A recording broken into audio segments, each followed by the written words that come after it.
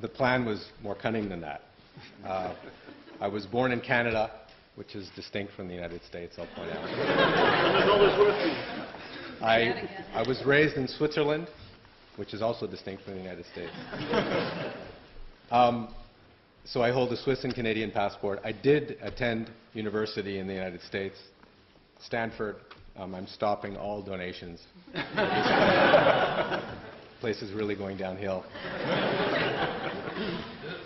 But it was all with the plan, the idea, the long-term objective, ladies and gentlemen, of coming back to Europe and, like the judo champion, applying the force of the United States in favor of Europe. Let me point out the main point of my little talk will be that the playing field has been leveled between the United States and the rest of Europe, between Silicon Valley and the rest of the world, by this little-known invention called the Internet, which I believe was invented by your once almost president. The Internet allows companies to be built truly anywhere in the world, with customers anywhere in the world, suppliers anywhere in the world.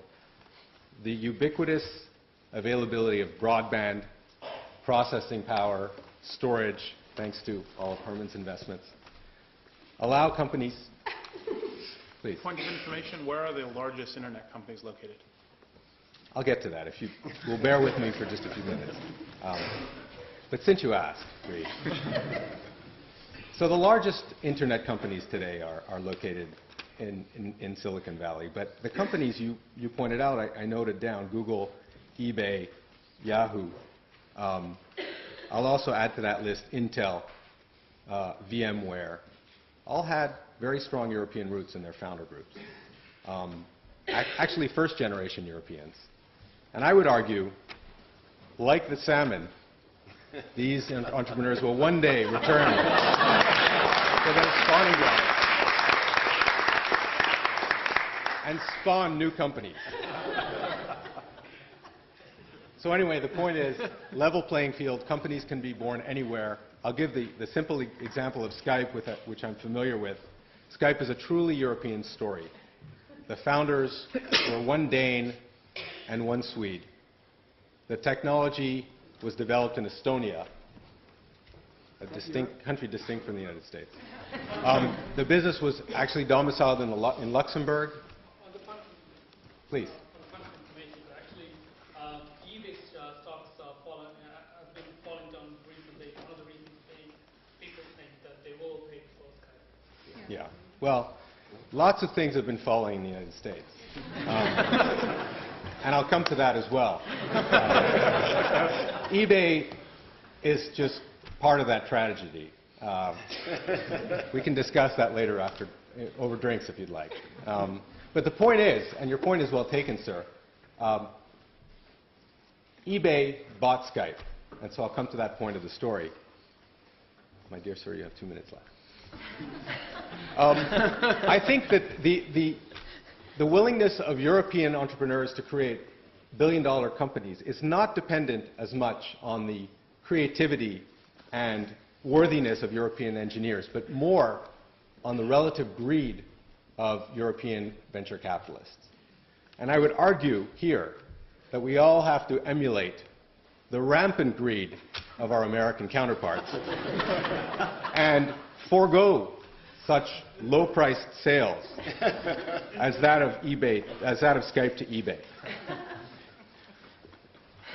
So, point of information. Please, how many of these can I take? Do you really wish you had kept Skype instead of selling it at the time that you did? No. But let me tell you why, my esteemed colleague. And the reason is that as European venture capitalists, we still have to put some numbers on the board. But I believe that as we, the first generation of venture capitalists, pass the baton on to second generation of our partners, they will have more guts to actually pursue these companies further and hold on and say no to sales at 2, at 5, at 10, at $50 billion, which I would argue could not have happened in Europe yet, because there are not such venture capitalists with such rampant greed, or the the ability to have such rampant greed. I aspire to such rampant greed, I pointed out. Anyway, I just wanted to close with some statistics, if I may. I commissioned a brief study. 1 minute is all I need. When I learned 12 hours ago that I was going to be in this debate, we commissioned a study with Interbrand to study the top 50 brands in the world and to figure out how many of those were American brands as an indicator of leadership and growing influence in the world. It turns out that of the 50 leading brands, according to Interbrand, 31 of them are American, 13 are European.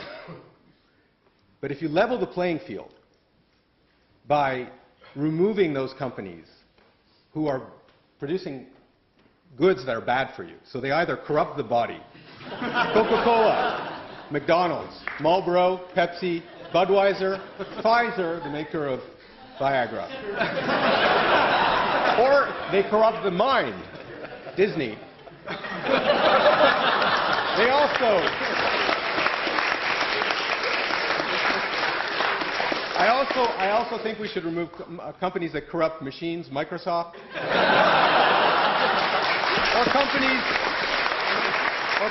that are simply corrupt, GE, Intel, Google, Dell, IBM, JP Morgan, Goldman Sachs, Morgan Stanley. If you do that, the score is 15-13, and I think we'll make up that difference in the next 2 weeks. Thank you.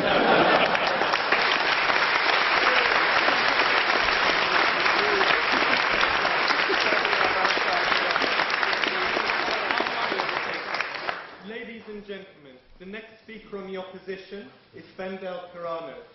He's a general partner of Oak. He's invested in a huge number of different companies, focusing on wireless and rich media communications, advanced semiconductors, design automation, clean energy technology. Please give him a warm round of applause.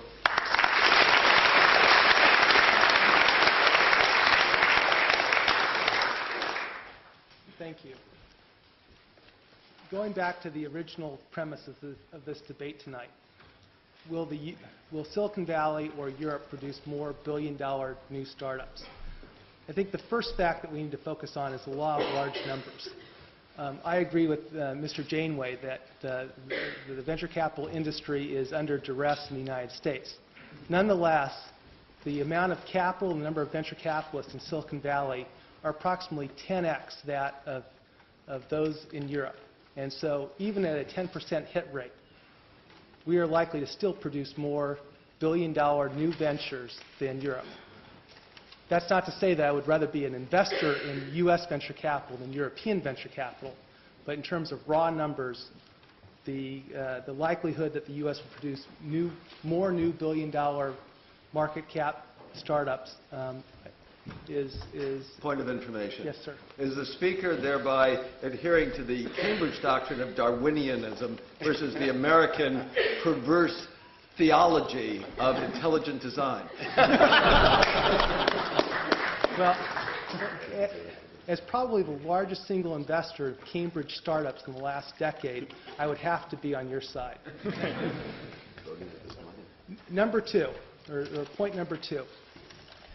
If you are a believer, as I am, that clean energy or renewable energy is probably the first new innovation that is competitively backed by venture capital broadly in the world in the last 20 years, with the assumption that core information technology